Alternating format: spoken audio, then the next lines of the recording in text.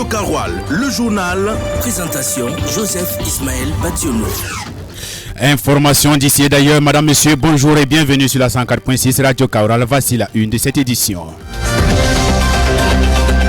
Les deux avocats Christian Kaboré et Gontra Somewole qui avaient été enlevés sur l'axe Bobo-Dioulasso de Dougou le 10 octobre dernier ont regagné leur domicile sain et sauf dans l'après-midi d'hier. Et puis le président Bissau-Guinéen Umaro Sissoko Umbalo a annoncé officiellement le report du scrutin législatif initialement prévu pour le 24 novembre prochain. Et puis la paille des sports en fin d'édition, madame, messieurs, sur la question des résultats et programmes de la 7e journée débutée depuis hier et celle qui débutera aujourd'hui. Madame, messieurs, voici la une de cette édition, le développement dans une poignée de secondes.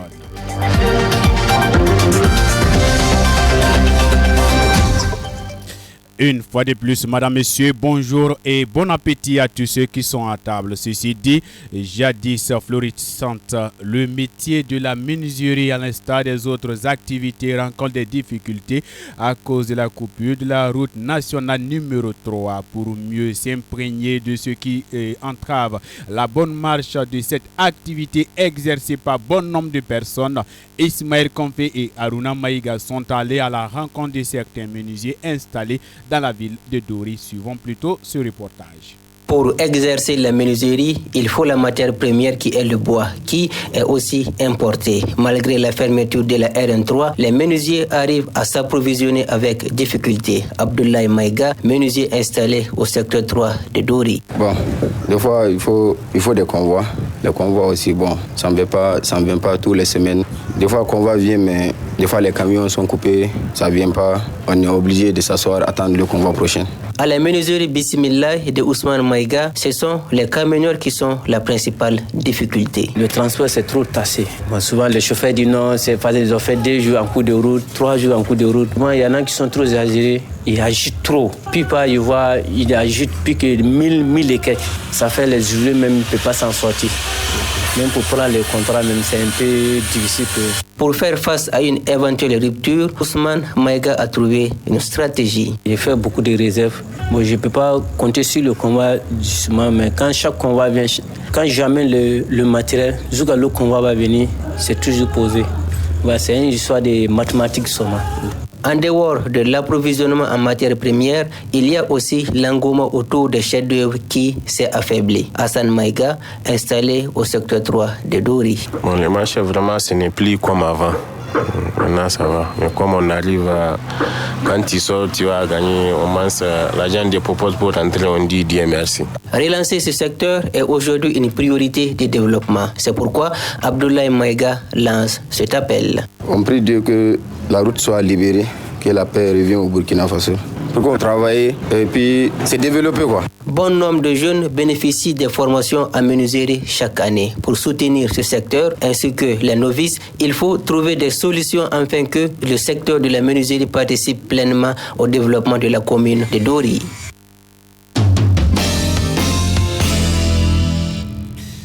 Et puis, les commerçants du marché de la jeunesse menacés de déguerpissement ont sollicité la clémence du président du Faso, le capitaine Ibrahim Traoré, ainsi que de son gouvernement.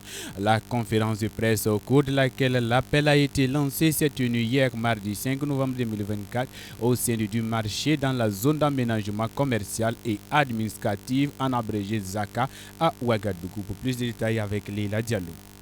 Menacés par l'Office national du contrôle des aménagements et des constructions ONCAC, les commerçants du marché de la jeunesse sont reprochés d'avoir créé un marché au sein de la zone d'aménagement commercial et administratif Zaka. Abdoulaye Razak Tassambedo, porte-parole des commerçants du marché de la jeunesse, a demandé la clémence du président du Faso. Loin de s'opposer à la décision de l'Office, les jeunes entrepreneurs ont fait cette demande honorable. Le projet de construction des boutiques dans la Zaka a soulevé certaines préoccupations et nous tenons à présenter nos sincères excuses au président du Faso et à son gouvernement pour tout inconvénient et malentendu occasionné. Ils reconnaissent s'être lancés dans la réalisation du projet sans une connaissance suffisante des réglementations en vigueur concernant la Zaka. Pour cela, ils déclarent: nous sollicitons la clémence du président du Faso, le capitaine Ibrahim Traoré, ainsi que de son gouvernement pour permettre la poursuite de ce projet pendant une période raisonnable d'au moins 5 ans. Ce délai, selon les dires des jeunes commerçants, pourrait permettre de démontrer les avantages tangibles et positifs que leur projet apporte à la région du centre et à ses habitants. La clémence du président du Faso pourrait permettre de sauver les investissements qui ont pu être faits et en cours, estimés à au moins 300 millions de francs CFA. En attendant la clémence du chef de l'État, Madame, Monsieur, parlons des avocats qui ont été libérés.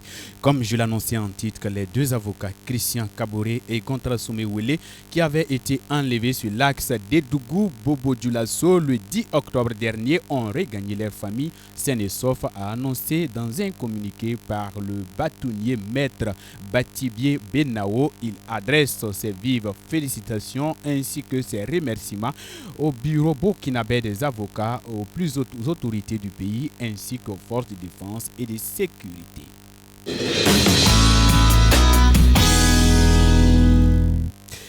Actualité internationale, comme je l'annonçais en titre en ce début de semaine, il s'agit d'une part des réunions des directeurs de l'aviation de la communauté économique des États de l'Afrique de l'Ouest, en abrégé CEDEAO, qui a débuté du 5 et se tiendra jusqu'au 8 novembre 2024, ainsi rassemblant ainsi les acteurs de l'aviation d'Afrique de l'Ouest. Et d'autre part, le président bissau-guinéen Umaro Sissoko Umbalo qui a annoncé officiellement le report du scrutin législatif initialement prévu pour le 24 novembre prochain. Pour plus de précisions sur toutes ces informations avec Aruna Maïga.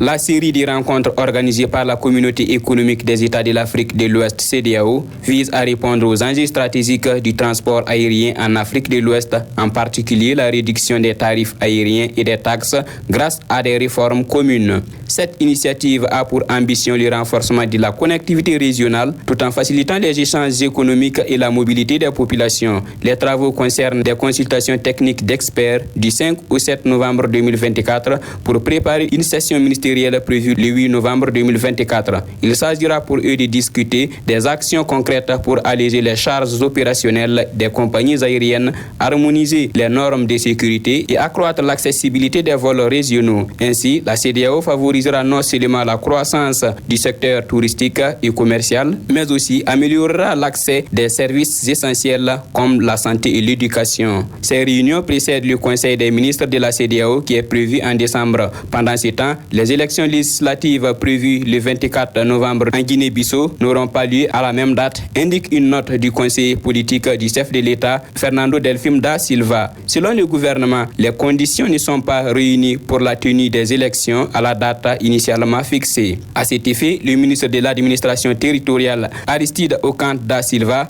évoque un temps trop court pour résoudre des difficultés logistiques et financières. Rappelons que le président Umaru Embalo Sissoko, n'ayant pas la majorité absolue au Parlement, a dissous l'Assemblée nationale en décembre 2023 suite à des affrontements armés qu'il a qualifiés d'une tentative de coup d'État. Foot, basket, handball, judo, cyclisme, le sport.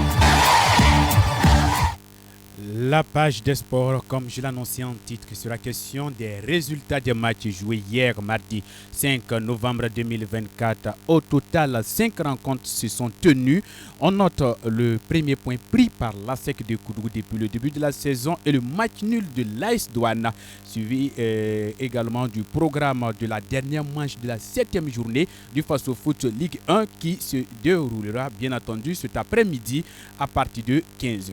Résultats et programme avec Ismaël Kon. L'étoile filante de Ouagadougou a plié le Sporting FC de Banfora en espace de 22 minutes grâce à Eric Emmanuel Tapsoba. Score final, FO 1, Sporting 0. Et puis, le coach Sampo et le Roy Club de Kadiogo confirment la suprématie depuis le début de la saison en détruisant l'ISCO sur le score de 2-0 avec de belles réalisations de Faisal El Béchir Konaté à la 13e minute du jeu et de Alan Frank Kanté à la 53e minute. Pendant ce temps, le Racing Club de Bobo Dioulasso et l'AS Douane de Kambo Malo s'est partagé les points de 1 but partout. Tandis qu'à Ouagadougou, son fils Patrick Alno Malo donnait l'avantage à USFA dans les arrêts de jeu, soit à la 94e minute devant les académiciens de Bama. USFA 1, Raimo 0. La lanterne rouge, ASEC, à domicile devait coûte que coûte mouiller le maillot devant les supporters. Mais ils seront malheureusement cueillis à froid par le Real de Faso grâce à son virevoltant Mohamed Sawadogo à la 36e minute. Au retour des vestiaires,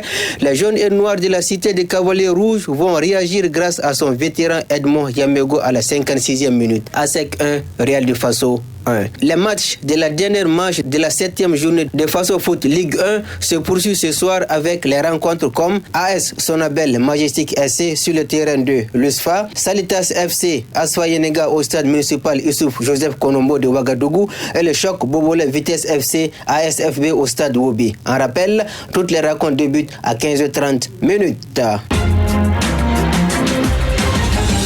Radio Karoual, le journal. Présentation, Joseph Ismaël Bationo. Mesdames, Messieurs, c'est sur cette note du sport que se referme cette édition du journal. Merci à vous de l'avoir suivi. Mise en onde par Mamoudou Diallo. Et d'ici là, portez-vous bien, que la grâce et l'amour de Dieu soient avec vous. Bonjour chez vous.